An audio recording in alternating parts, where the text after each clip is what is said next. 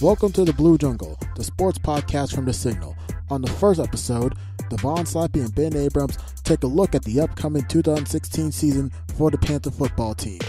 They break down all the games, tell you which ones they think are wins and losses.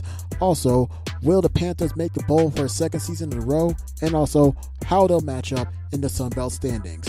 All that and more on this first episode of the Blue Jungle. Now let's go to the host.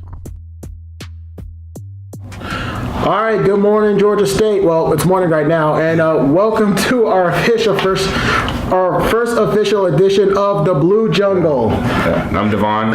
I'm Ben, and this will be the sports podcast for The Signal. Basically, anything that involves doing Georgia State sports, we'll be here to cover it, discuss it, just discuss all the big things that are going on with sports. As you can see, Devonne will be here regularly with you. Yeah, we'll be here just reporting all the different news that's coming out. We got the big Panthers football season coming up, basketball season. It's time to get into that Blue Jungle fever right now. Yeah, we also got some other folks who will also be here along the way. We also have Toby Adeyemi, as well as the sports editor Rashad Milligan, who will also be coming in here from time to time to also break down everything that's going on. But first things first, obviously, school's back in, and right off the bat, we're going to look at football. Yeah, right off the bat, we're going to talk about the football season preview, maybe the Panthers win-loss prediction, their bowl eligibility, as well as their prediction for the Sun Belt Conference.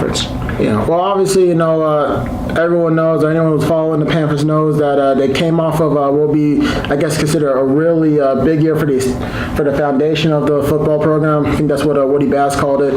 And, of course, the big thing was, they went 6-6, went to the first time ever went to a bowl game.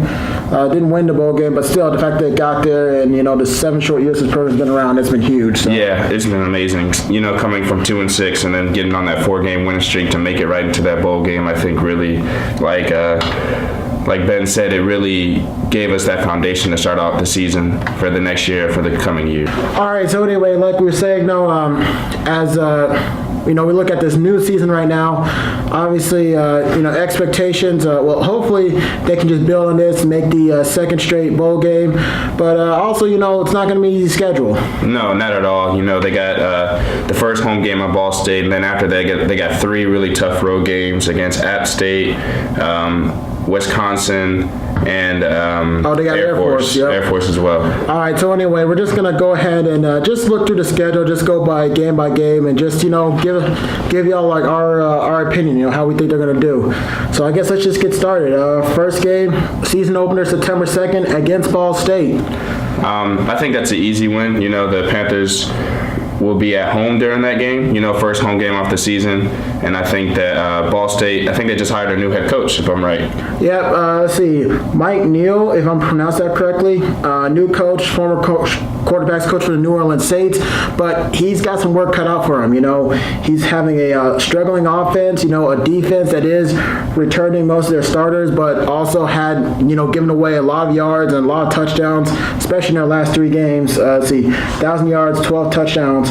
And, of course, even though, the Panthers also have some things to figure out on opening day, I still feel like they got 9 stars returning on defense. So the Panthers should have no problem getting this game underway. I think that anything coming off, this is Mike New's first time ever being a head coach at all. He's always been an assistant coach or something near that. So to come into his first football game at home against the Panthers that has a returning defense and a couple of good power stars on offense with Penny Hart, Ruiz, and the veteran Robert Davis, I just think that even if the Panthers don't have a starting quarterback right now, that they're going to go ahead and take this one. Yeah, I think this will be a win. I do agree with there. So I guess we both agreed it's a win. So they started off the season 1-0, and then after that they go to probably the toughest stretch on their schedule. I mean, without a doubt. All right, so game 2, they have to get on a plane, fly to Colorado Springs, take on Air Force. Yeah, the second game of the season. Air Force is coming off their bowl-eligible season as well last season. They also are predicted to finish second in their own conference of the preseason, and they've had one of the best rushing attacks in the college football. Last year they averaged around 319 rushing yards a game, whereas the Panthers only averaged no more than 100 yards. Yeah, and I think that's the other thing about Air Force is that they have, especially a lot of service schools, they've been known to really like to run the ball. And of course, they're looking to return a strong running attack as well as, get their main starting quarterback back. And they do have a good receiving core. They don't use as much, but when they do use it, it's effective. They also have a strong defense returning who had 37 sacks last year. Yeah, and with the Panthers offensive line already being shaky last year and not getting any better this year, losing a couple key starters, it's not looking good for their O-line. Yeah, so they could get a win, but I don't see it happening. Not at all, especially without this will be their first quarterback on the roads game with little experience. I just don't think they'll get it done. All right, so both agreed. Going to be 1-1, headed up to Wisconsin, and let's just get this one out the way. Big Ten powerhouse. It's just not. Yeah. I mean, this might as well just be, a check game. I mean. Oh yeah, they're going against the second-ranked defense last year, and Wisconsin on the road is just going to be a slog. Yeah, and then they also won 10 games last year, and of course, this is going to be whoever the new quarterback is going to be his third game, and he's going to have to play a Big Ten powerhouse. So, yeah, we're also, I think, both in agreement that it's going to be another loss for them right there. So, all right, and then out the Wisconsin game, then they got to go to Boone, North Carolina to play App State. So, yeah, this will be their third straight road game right off the bat. App State was predicted to finish first in the Sun Belt in this year's preseason poll. I don't see why. I mean, they only lost 2 games last year. One of them was to the national runner-up Clemson. The other one was to Arkansas State, who, went undefeated in the conference. So, I mean, really, and also they got 18 stars returning, Yeah, which is even crazy. And, in fact, they have the Sun Belt's preseason defensive player of the year already, John Law, and their quarterback, Taylor Lamb, coming back, who threw for 291 yards and 3 touchdowns on the Panthers last year.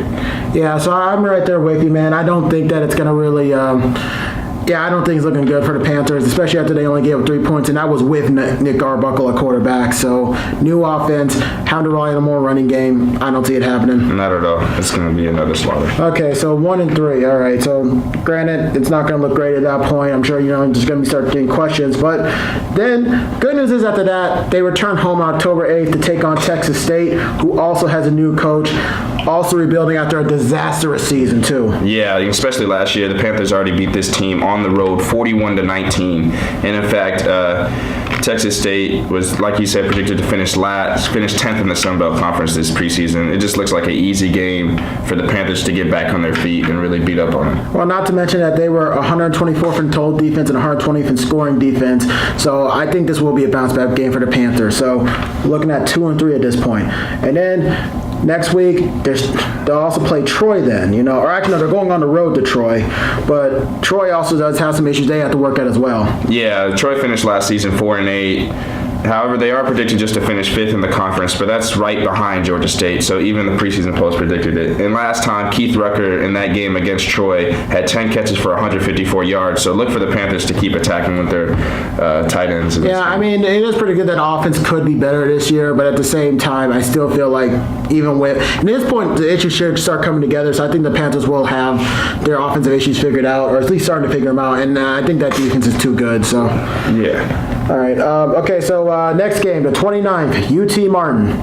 Now, 2 things I guess to look at UT Martin. Number 1, they did average more points per game last year than Georgia State did, 35-27. Mm-hmm. But their defense also gave up a lot of points. Yeah, their defense, I want to say, gave up around 30 points per game. And so, but they, like you said, UT Martin averaged 35 points per game. So just look for that to be kind of a shootout kind of a game. I think that it's not going to be a defensive game at all.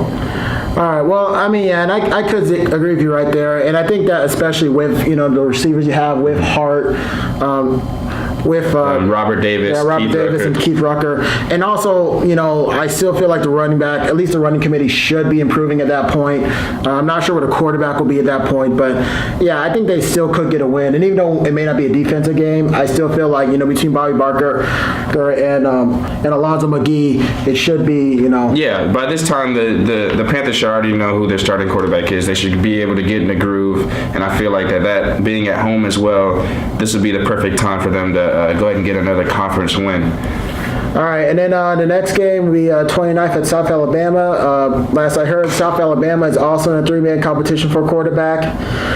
Running back is a strong suit, but the 2 running backs they have, Xavier Johnson and Tyrese Thomas. They only combined for 1,500 yards last year. Yeah, and the South Alabama Jaguars also, they had one of the worst defenses in the conference. Their defense gave up an average of 37 points per game last season. So look for the Panthers to get in that groove again on offense.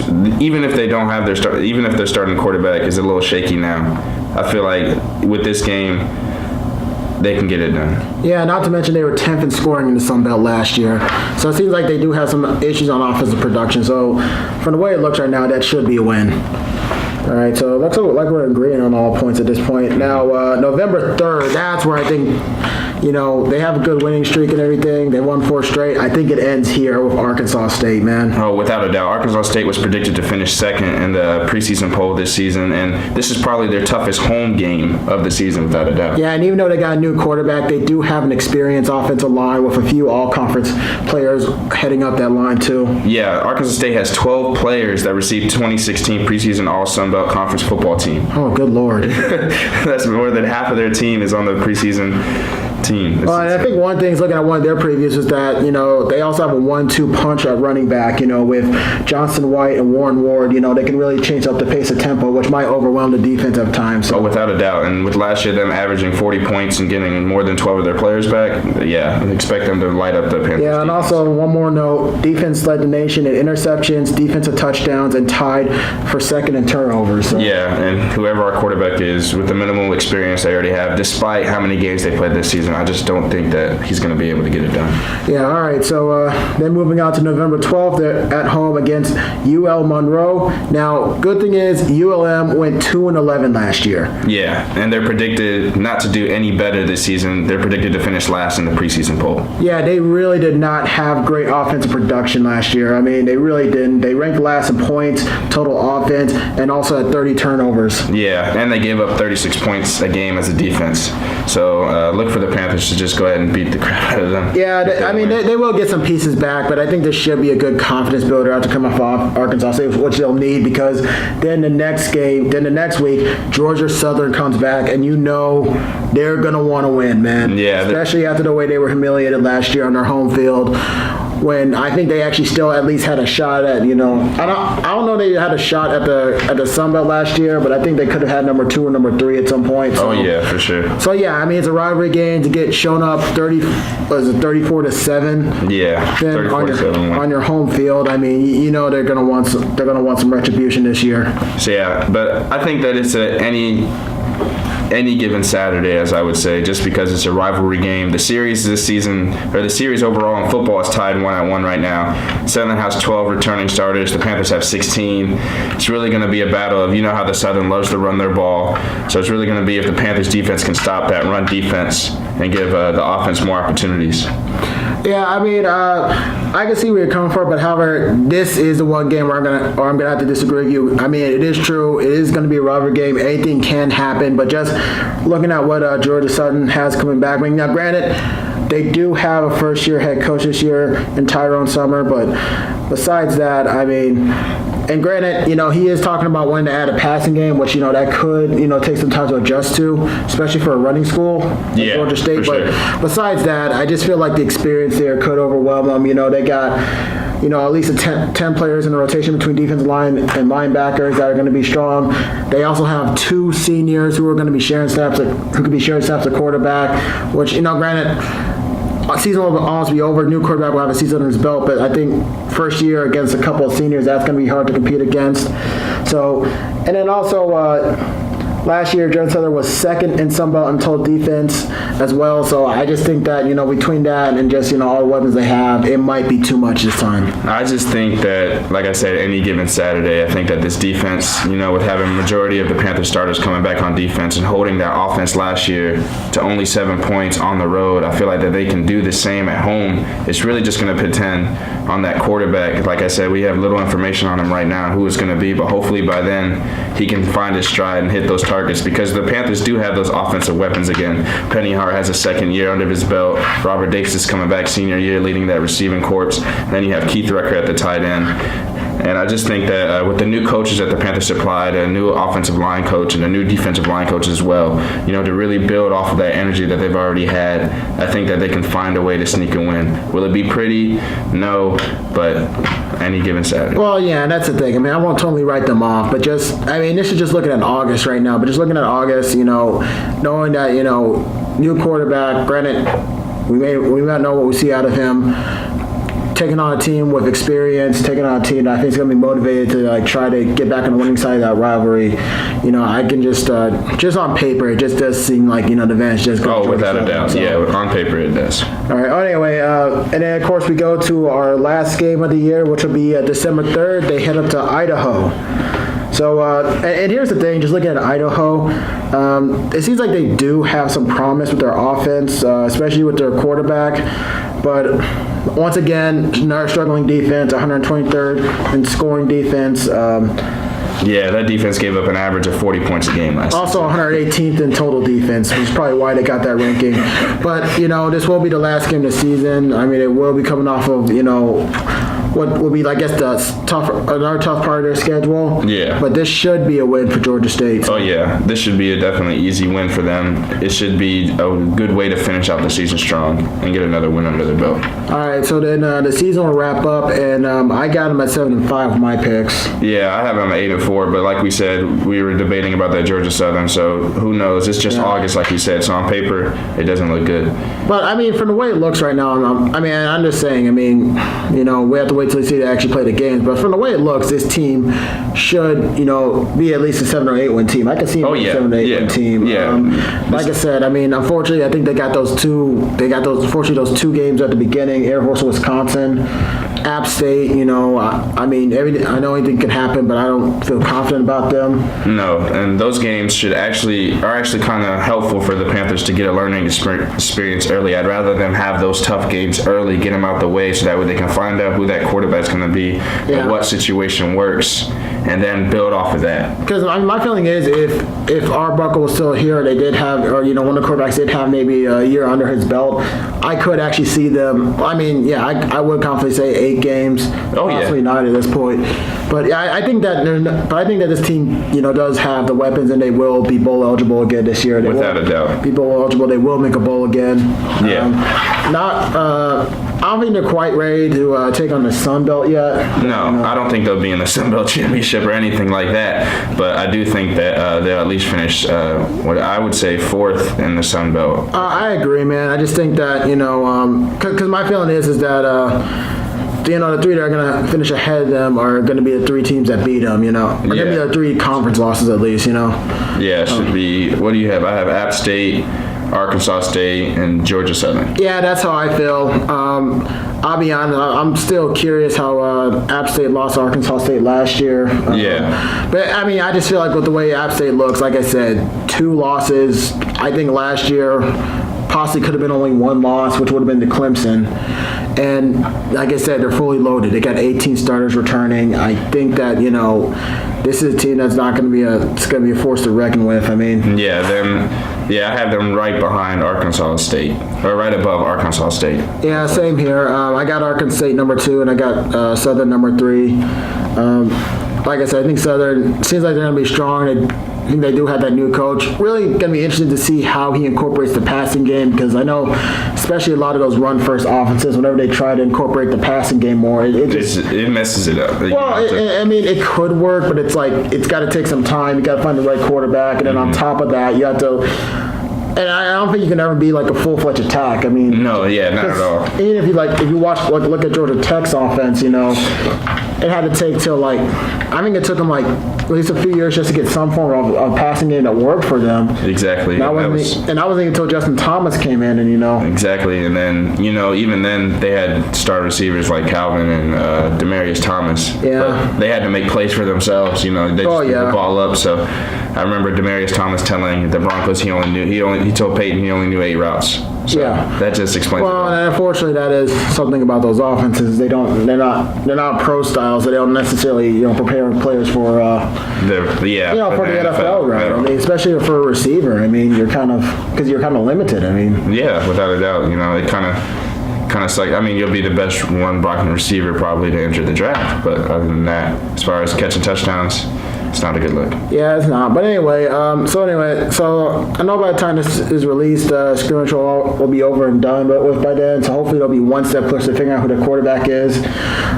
Really interested about this running back by committee thing. I mean, that's something I've got questions about because it doesn't. I just don't think it ever really works when you try to have this running back by committee and you have like several options. I mean, it's unless, like you said, running back by committee, you really have to have just a 1-2 punch. It's not really by 3 or 4. I've never seen in the NFL where they have 3 or 4 running backs, or even in college football, 3 or 4 running backs just going off. You know what I mean? So I think that the Panthers just need to find that 1-2 combo, kind of like the Bengals do with Giovanni Bernard and Jeremy Hill.